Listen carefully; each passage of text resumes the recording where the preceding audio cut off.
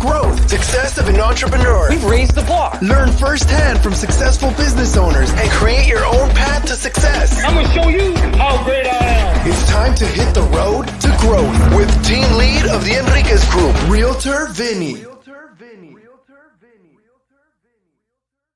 Hi, Road to Growth listeners. Today I have Michele Molitor.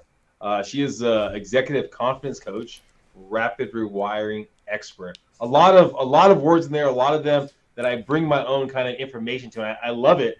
The question I'm going to throw out to you, Michele, the question that I always throw out to every coach now that I have everyone on here, what separates you from other coaches?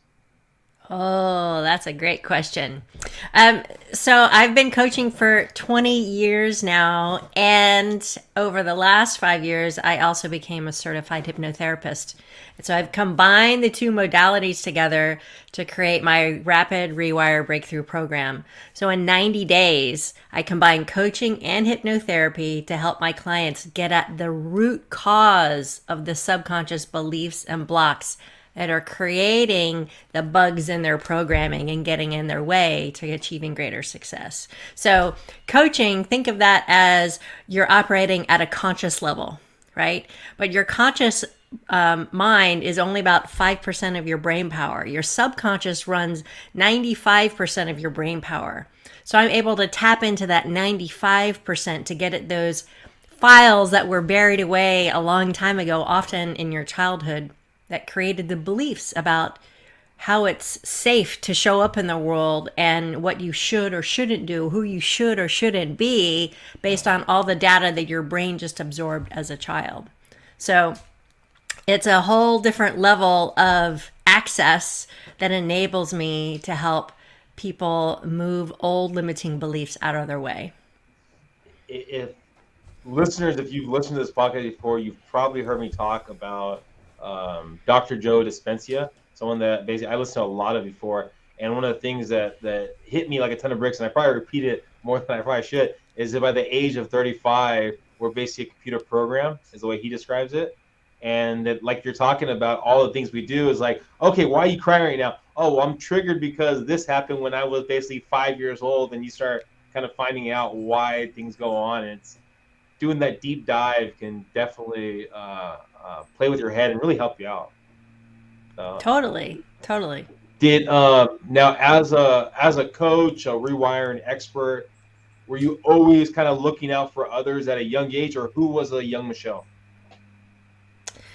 Who was young Michele? Young Michele was curious, stubborn. I'll do it all by myself because of my own beliefs that I've been carrying around that created a lack of confidence, a lack of sense of self-worth, a lack of belief in myself. So I was always looking outside of myself for approval, for am I okay? Is this okay? Am I enough?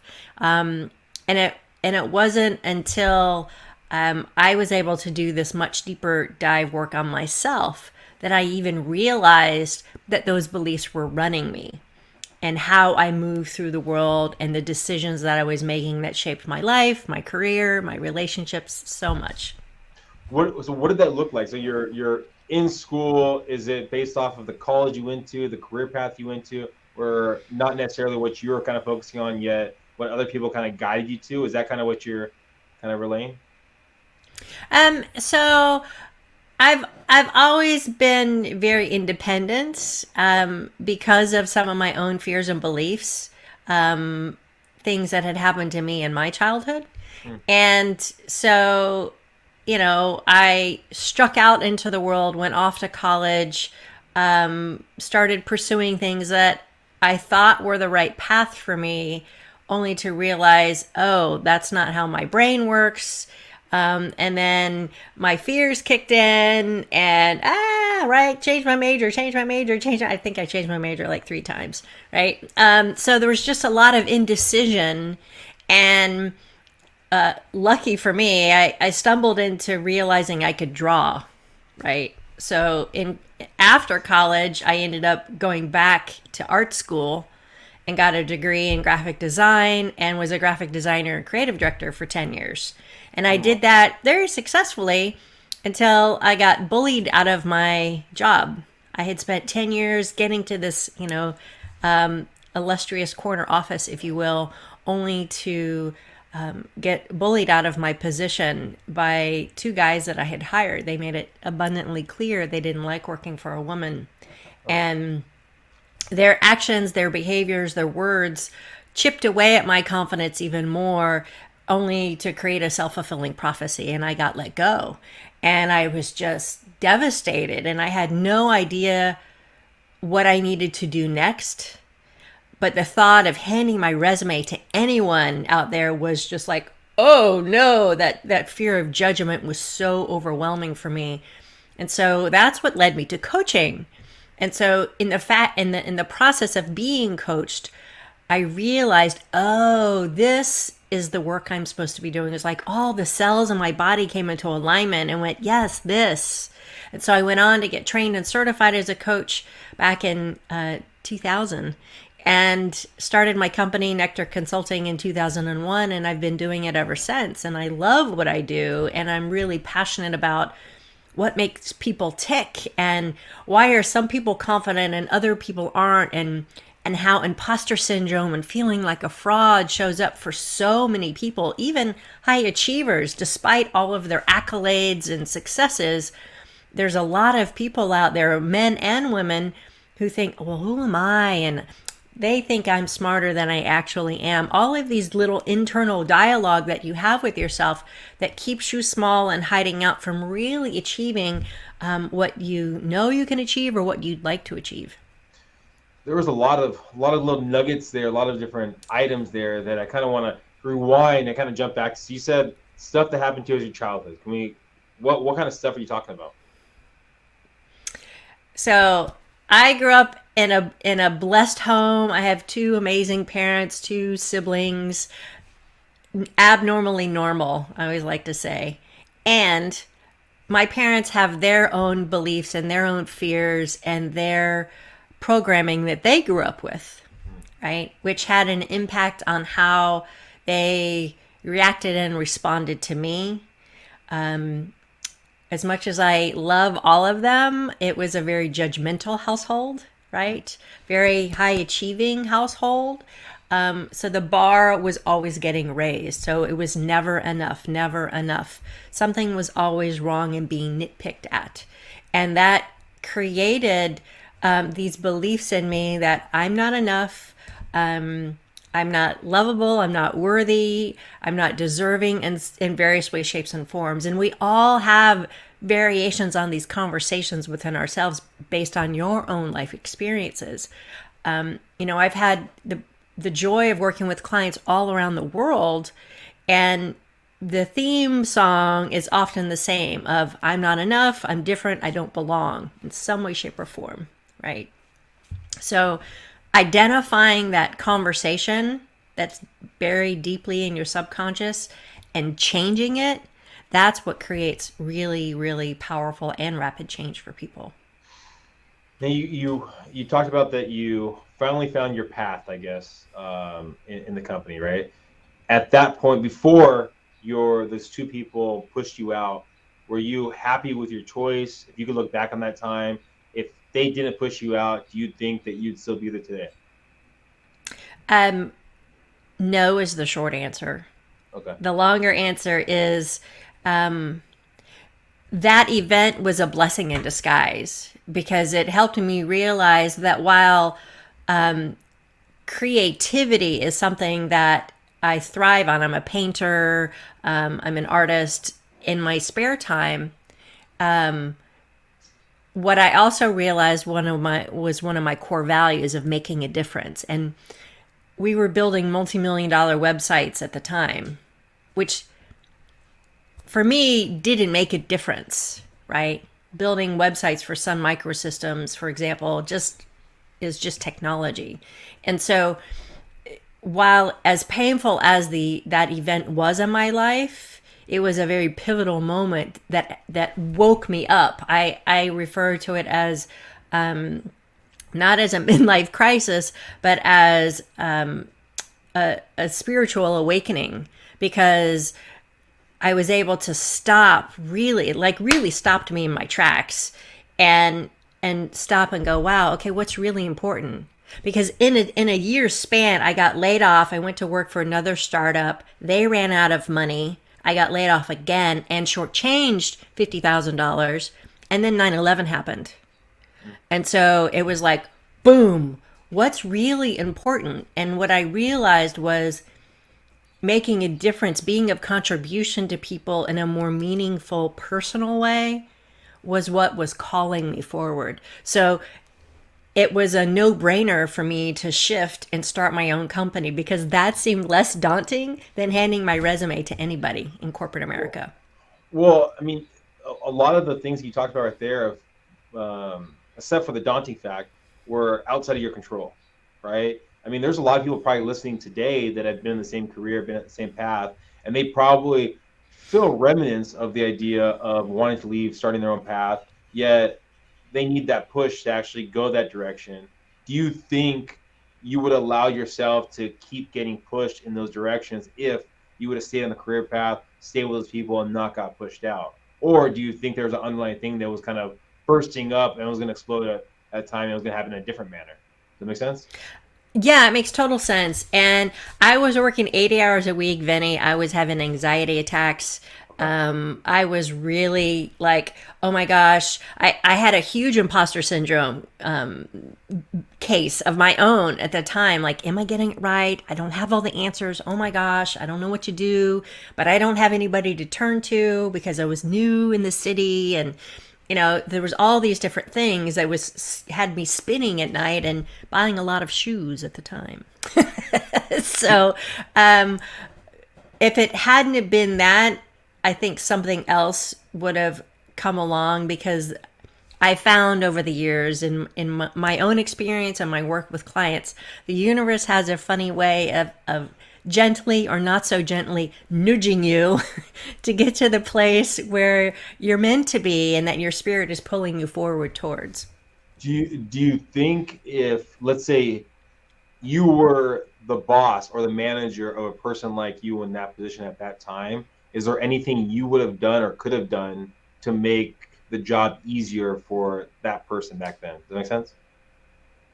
Say that a different way slightly. So if, let's say someone's listening right now, right, and they have someone that's working for them that's basically you that in that time, right, where they're kind of like imposter syndrome, thinking they're overwhelmed, is there anything that you would do to help manage that person or help that person get away from the imposter syndrome, better adapt to the surroundings about it, not be as stressed out? Is there anything that you could have done as a manager to that person?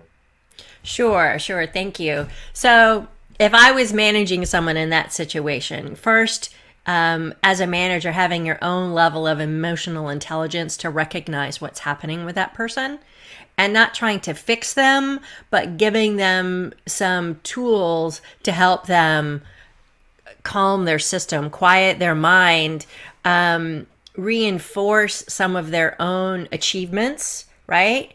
Wow, Vinny, you've been really doing a great job over here in this area, and I'm seeing you're struggling a bit here.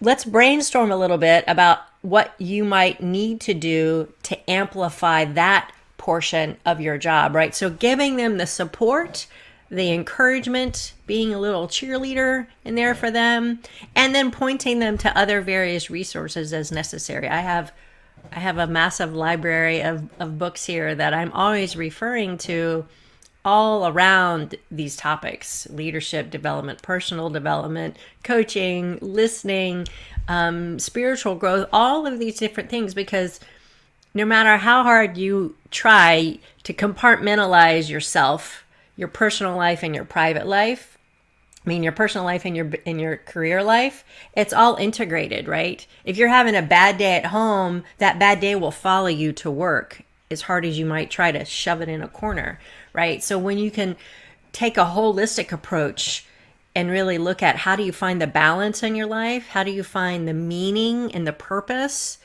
and bring your values fully to the work that you are doing, that's what creates greater, not only well-being, but happiness and career satisfaction.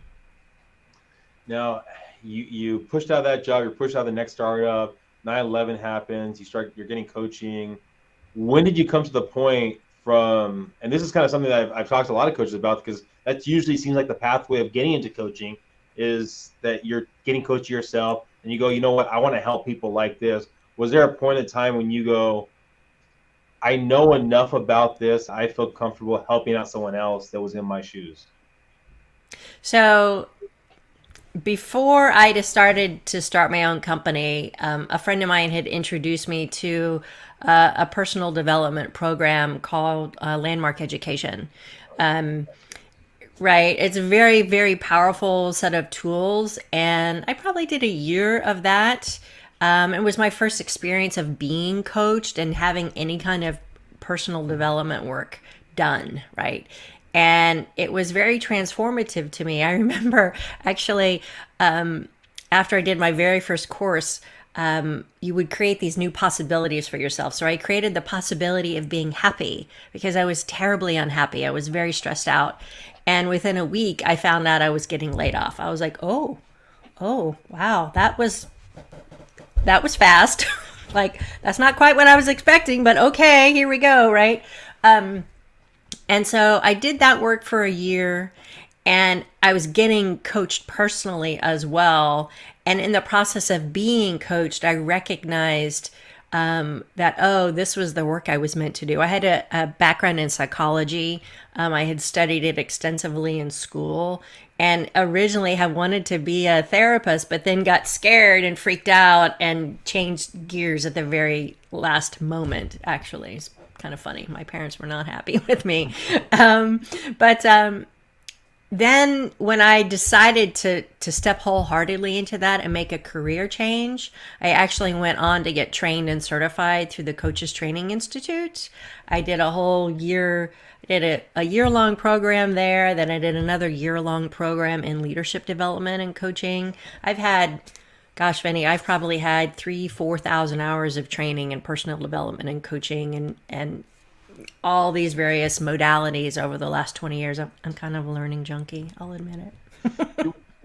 I would think even coaching, there's still the idea of imposter syndrome that plays out at the early stages of it, at least, maybe even later on. Was there a point where you actually felt confident in who you were and how you were teaching and what you were providing? Or was the class, and once you're finished the class, okay, you know what, I feel this way? Or how has that process been for yourself? I think we do this, and we learn and we plateau, we learn and we plateau, and we learn and we plateau, right? And it just continues that way all through your life. But for me, with my coaching career, I would learn some new stuff and I try it on and embody it. I'm like, yeah, okay. And then I get a new nugget. I'm like, oh, great. And then I'd incorporate that. And then I'd incorporate the next thing. And so at each turn, I've learned more and expanded what I've done. And there's certainly been points along my path where that imposter syndrome has bubbled back up, right?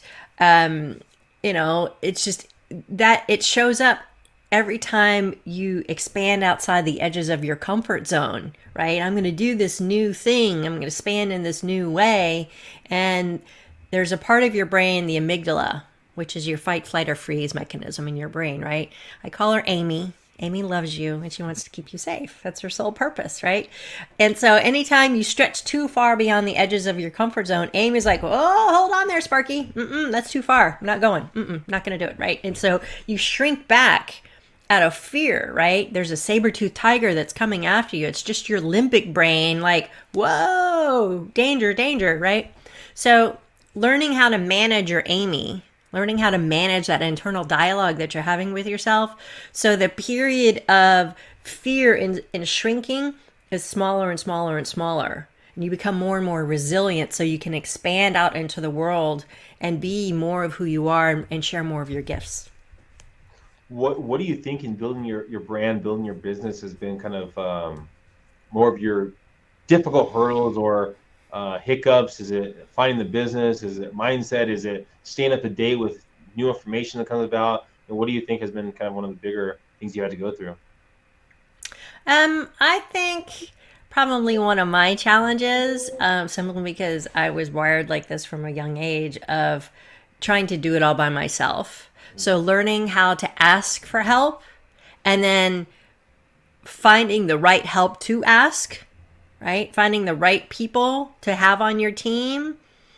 And most importantly, learning how to manage them effectively versus abdicating to them and expecting them to know exactly what to do and how you wanted to do it without having enough of a conversation and management of those people, right? As an entrepreneur, it can be overwhelming at times because there's so many different hats that you have to wear. I have to do the selling, I have to do the marketing, I have to do the accounting, I have to do the operations, all of these things. And when I first became a coach, I was like, yes, I get to do the thing that I love. Oh, there's this whole other thing that I have to learn how to do. Oh, nobody told me that part. Uh-oh. But I'm already in it, so I better figure it out. So learning how to swim through those waters is a little challenging at first. So asking for help is a big, big thing. Was it, who were you asking for help, and how did you find the right people to ask, and how do you even learn, especially with social media today, right? There's so many social media. There's so many experts out there, exactly. Right? So how do you find the right one? Well, 20 years ago, Facebook hadn't been born yet. So it was really, Yelp wasn't there, Facebook wasn't there. It was really relying on colleagues, friends, other folks in similar businesses. Who did you work with and how did that work? And who did you talk to? And just getting referrals, essentially, it was how it worked at the beginning. Now it is really about doing your due diligence. You might find an expert and really digging a little deeper, asking more questions of them. Who else have you done this for? How long have you been doing it? What are the results that you've gotten for them? What exactly are you going to do for me, and what are you not going to do for me, right? Social media has so many nuances now. You can have somebody who runs your Instagram, your Facebook, your LinkedIn, all these different areas, your SEO, your website, right? And so knowing enough in each of those areas to be dangerous, and knowing when to delegate to somebody who's willing to do the deeper dive knowing of that. I mean, Facebook has become its own world, literally, and knowing how to navigate that and doing it effectively so you actually get the results that you want, that's more than I need to know, right? So I've got somebody who does that for me, right?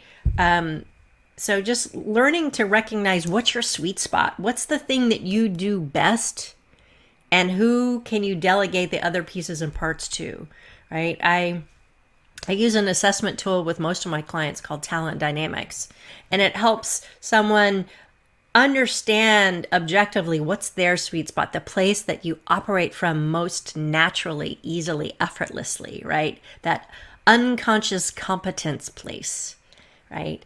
And then noticing where that's not, right? So my place of unconscious competence is creativity. I've got ideas that come through me all day long. I write, I paint, I draw, and all of that comes through in the work that I do.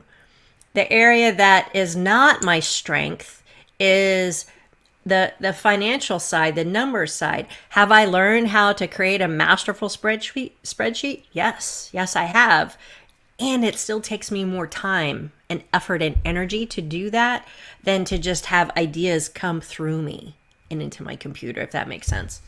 No, it makes total sense. I feel in a similar way. The question that I think people that I guess are similar boat, where they have these ideas that run through them, how do you funnel out those ideas and not treat yourself as, what is that movie Up? Oh, dog. And then I say, oh, dog. Squirrel. Squirrel. Yes. I call those sparkly bits, sparkly bit syndrome. Oh, look, there's another idea. Oh. So I literally have a book just for the ideas, right? Write them down and then see, is that worthy of my time right now? Do I put that on the back burner? Or is that just a nice to have here in this nice little book until I can come back to it at another time, right? Because there's so many hours in the day, and there's so many hours that you can be really focused and creating things. I suffered a little bit from my sparkly bit syndrome last year in a strange response to the COVID. I built out a whole membership program. I expanded the consulting side of my business. I onboarded a dozen consultants. I added a whole emotional, social, leadership, well-being aspect to the consulting work that I did. And I created a 5-day well-being challenge and redesigned my website, split it into 2, and rewrote all the copy inside of 11 months. And I completely burned myself out. So ironically, I was trying to sell well-being and I was like, what happened? What did I do to myself?